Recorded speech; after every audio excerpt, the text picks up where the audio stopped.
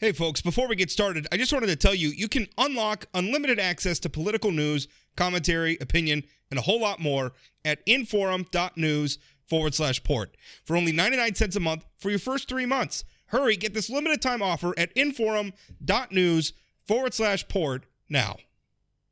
This podcast is brought to you by the North Dakota Petroleum Foundation.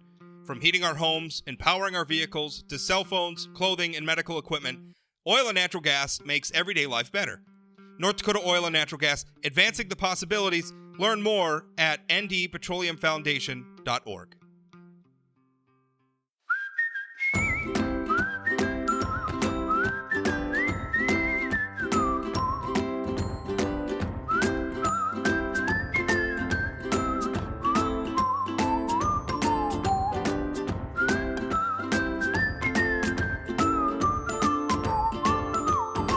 Welcome to Plain Talk and happy Monday to you. One thing that I really like to do is interview a lot of the candidates who are going to be on on all our ballots. Legislative candidates, statewide candidates.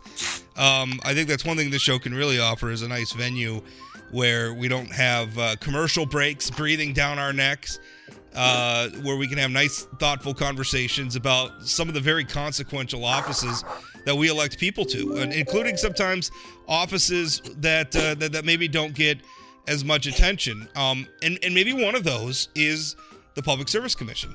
The Public Service Commission is some very, very consequential, does some very consequential things, handles some very consequential areas of policy for the state of North Dakota, not to and including things like transmission lines, things like wind turbines.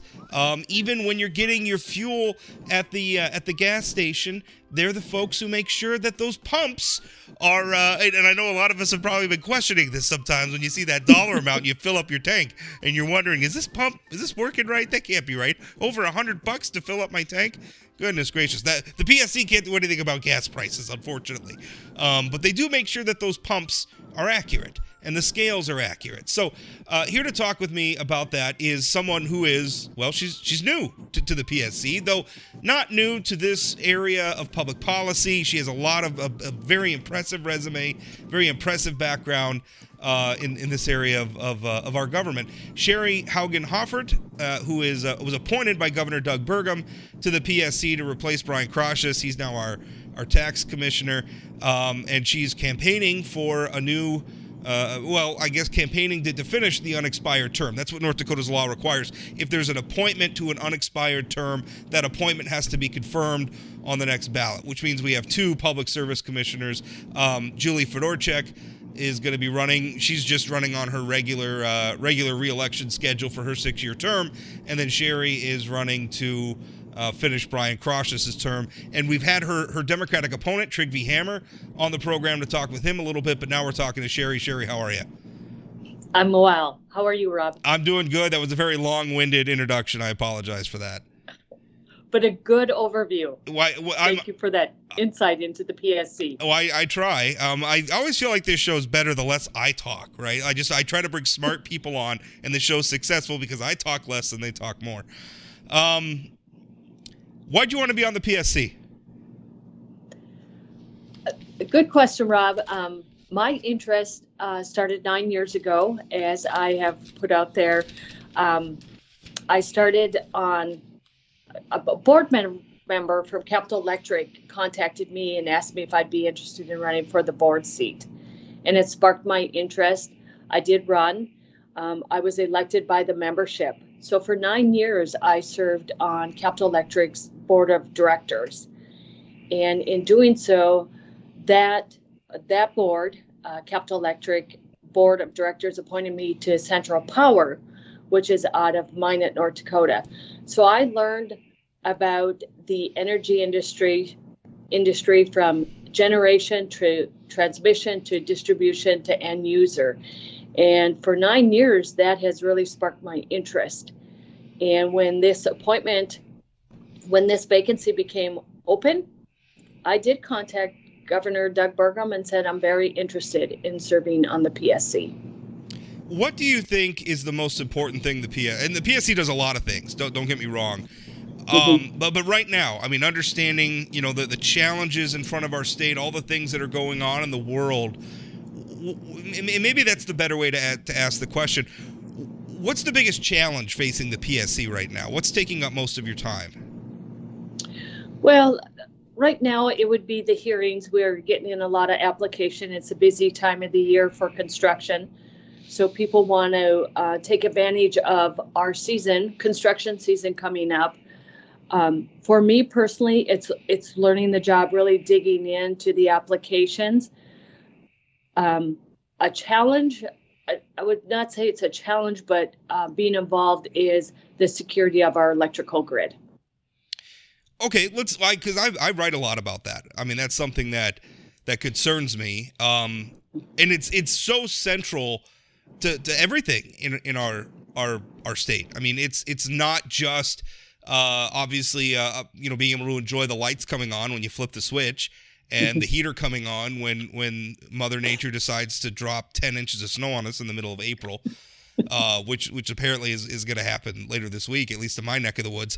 But it's also our economy, right? Like when we want to bring things like manufacturing to our state, one of the things they look at is, our electrical supply. Is it affordable? Is it reliable?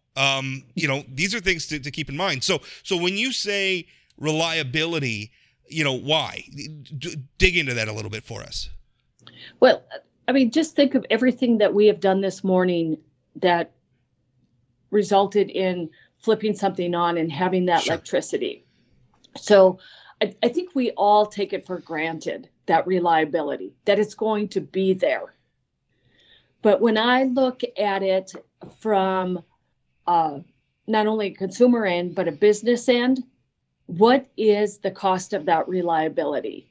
The cost of doing good business, the cost of having that reliability when we flip on that light switch. So it means having great transmission lines, good substations, good software. Reliability is all encompassing on the cost of doing business, plus the reliability of turning on that light switch. Because that's the balance, right? Is making sure we have all the energy we need at prices that we can afford. And I know that's a big part of the PSC's job is rates, electrical rates, where utilities are coming in and that's a whole very complicated area of policy, but what your electrical bill, what your electrical utility or a lot of your utilities could charge you is something that's determined through the government, through a very, extensive hearing process and everything else. But the reliability thing is something that's really, especially when I look at how politicized energy has become. And what really worries me, Sheri, is that sometimes we're making decisions, and I don't know if you share this point of view.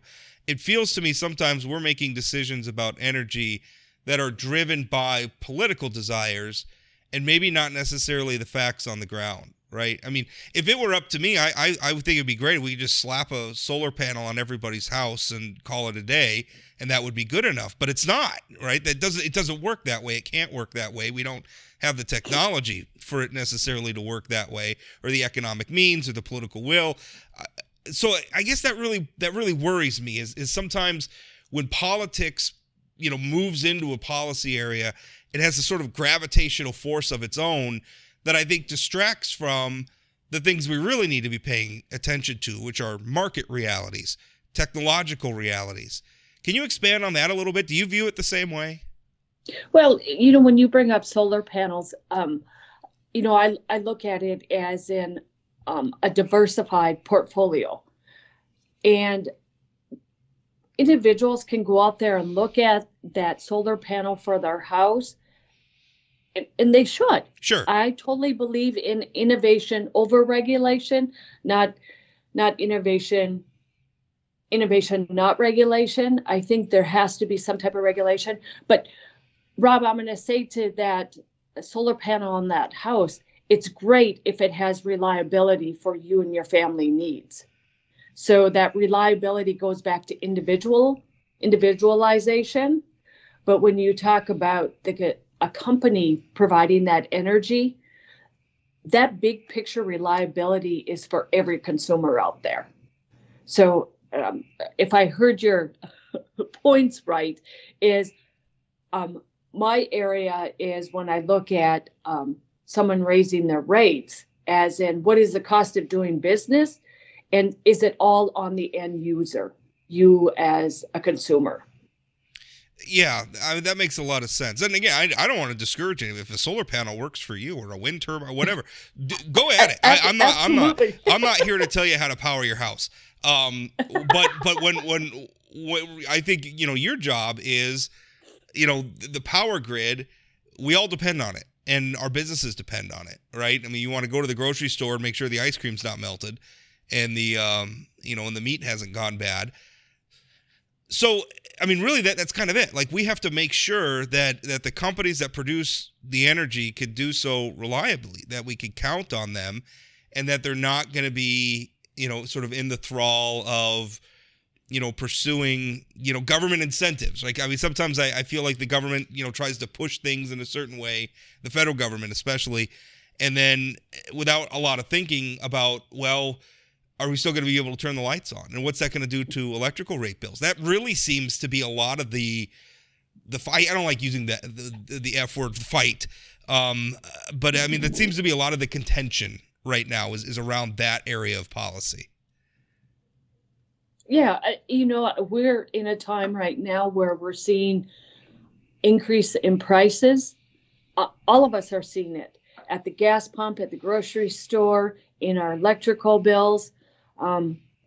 It's out there right now, and every area is being impacted.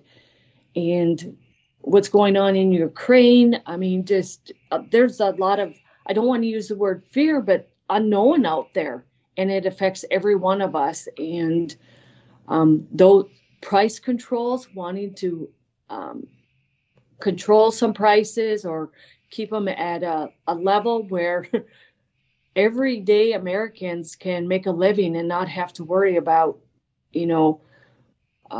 buying groceries or paying for their medicine or their lights are on. In the coming election, you're going to be asking voters to make a choice between yourself and Mr. Hammer. And I'm assuming there's not going to be anybody else in the race. Today's the deadline to get on the June primary. So I'm assuming there's not going to be anybody else in the race. But between you and Mr. Hammer in this particular race for this particular PSC seat, tell us why you and not him.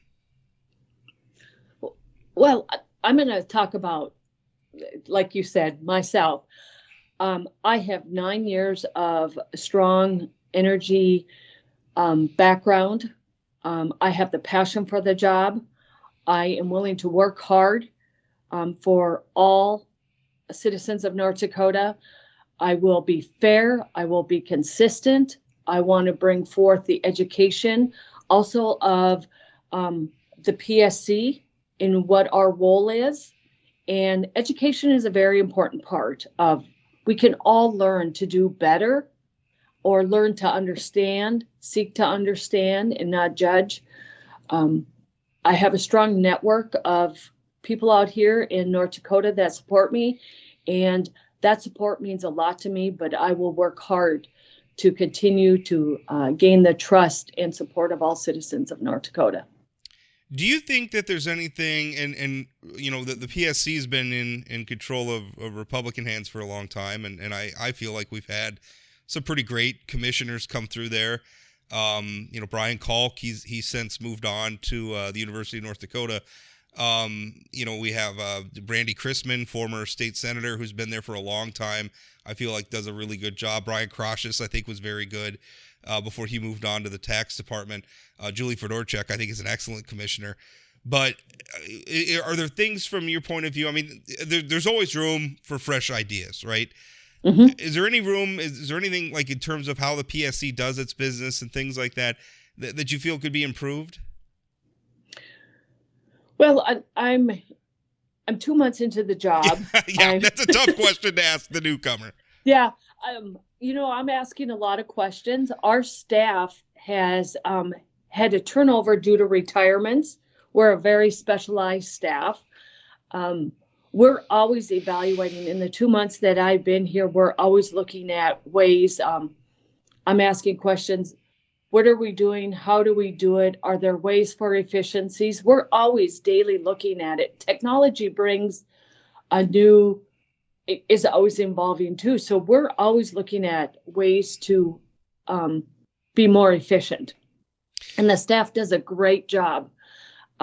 My job right now is learning my portfolios, learning the PSC, but getting out there to really interact with the citizens. And we have landowners that ask us a lot of questions regarding, land leases. That's not our lane, but just really understanding what the PSC does on a siting case. I'm proud to be a part of this team that does a great job. But to really answer your question, Rob, daily we look at ways on how we can really improve and be forward thinking in innovation, be forward thinking with the upcoming legislation. So I'm proud of this team. I think one thing, what the internet has made possible in terms of the public participating. I mean, and listen, inviting the public in the door that way, or inviting the internet maybe more accurately in the door that way, can make things harder.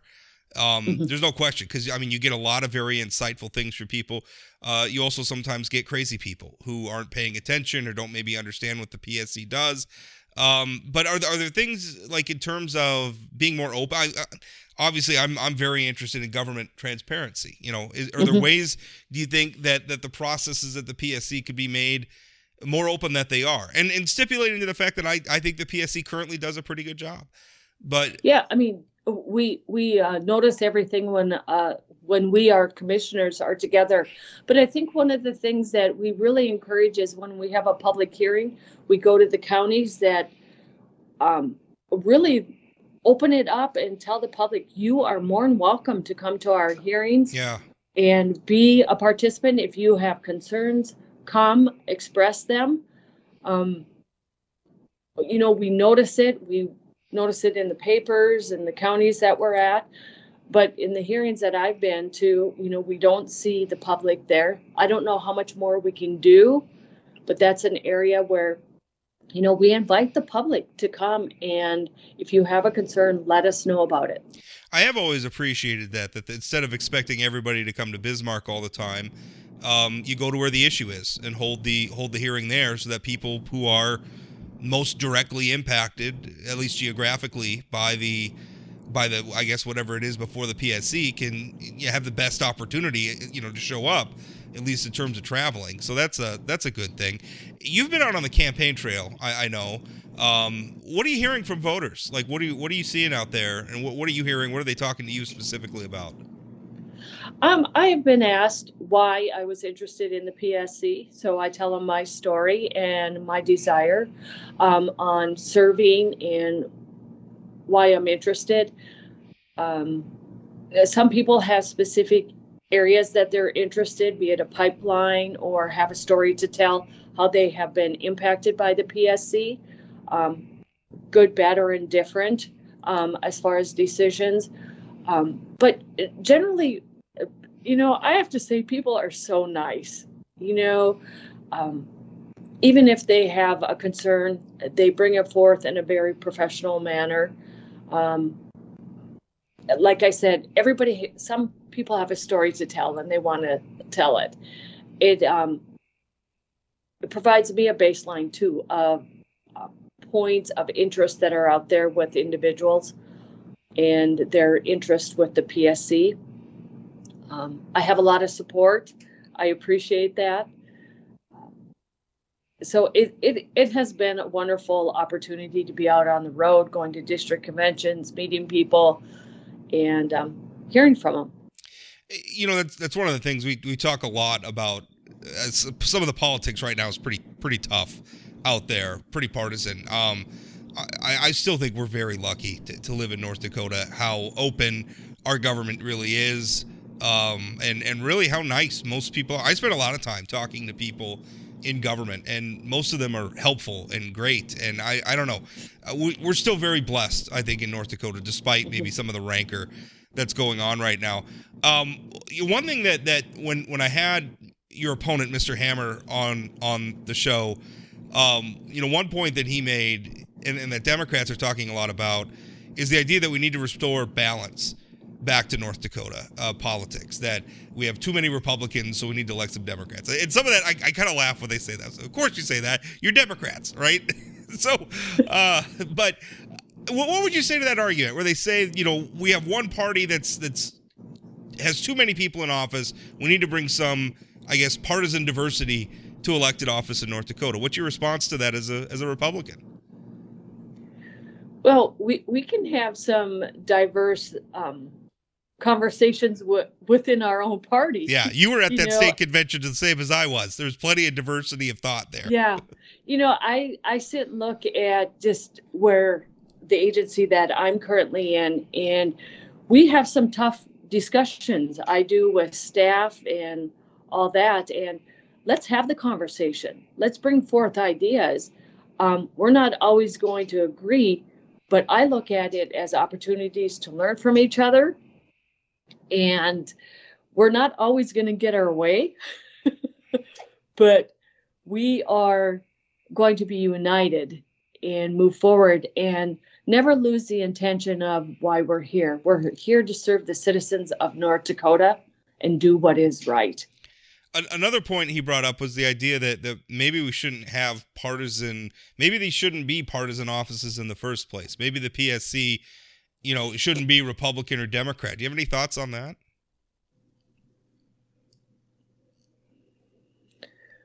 Well, I'm very proud to be a Republican, and I'm very proud to serve the citizens of North Dakota. And I believe in innovation over regulation. And I can see from who's in the White House the policies that affect us in this wonderful state. So I will continue to be proud to serve as a Republican in the state of North Dakota. Yeah, I guess I think it sounds nice when you say something's nonpartisan, but it never really is. I feel like when it's not, because listen, every candidate who runs for office has the opportunity to run as an independent if they want to. Getting on the ballot's not that hard in North Dakota as an independent. It's a few hundred signatures and you're on. So I don't see, I don't know. Sometimes when they start talking about that stuff, it's like telling me I got to go on Spotify, but you're not going to tell me if this artist is a country artist or a heavy metal artist, right? Like it's important. It doesn't necessarily, I'm not going to dismiss somebody just because they're a Democrat, but if they're a Democrat, then that begins to tell me something about their approach to the office. And I feel like that's not unimportant. So anyway, I guess that's my point of view on it. I have a lot of great Democratic friends. Sure. And our friendship is based on friendship, not our political, R or D.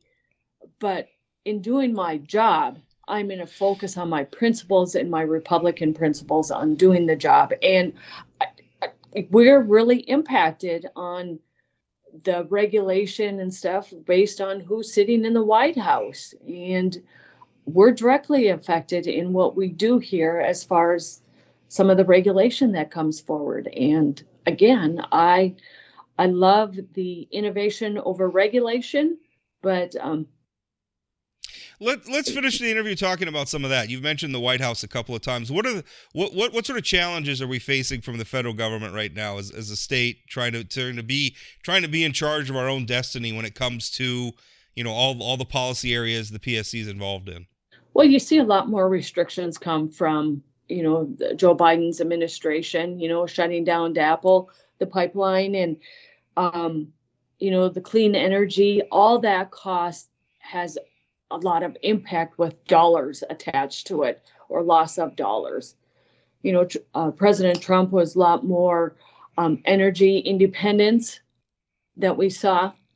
So we are impacted daily by who's in the White House. For sure. Well, Sheri, I certainly appreciate your time today. Any last thoughts you'd like to share with the listeners?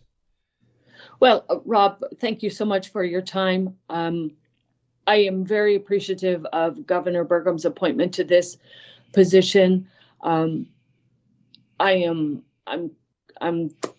so grateful for his confidence he instilled in appointing me. I really enjoy the job. I'm willing to work hard for the citizens of North Dakota. As I stated at the Republican convention, I take this very serious, and moving forward, I am in it to win it. I will work hard for everyone and do my best, and I look forward to serving the great state of North Dakota. That's Sheri Haugen-Hoffart. Her website, sherryfornd.com, if you want to go check out and learn about her campaign. Her opponent is Trig V. Hammer, who I guarantee you, if you Google that name, you're going to have no problem finding him, because that's a very unique name. Very North Dakota name.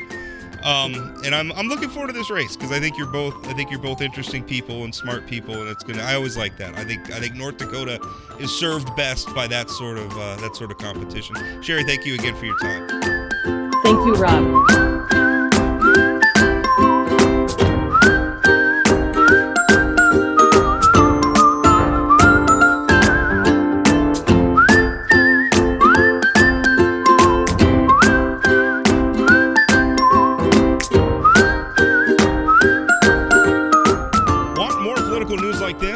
Visit inforum.news/port to get 3 months of unlimited access to our news network for only 99 cents a month. Don't wait. Get this limited time offer at inforum.news/port now.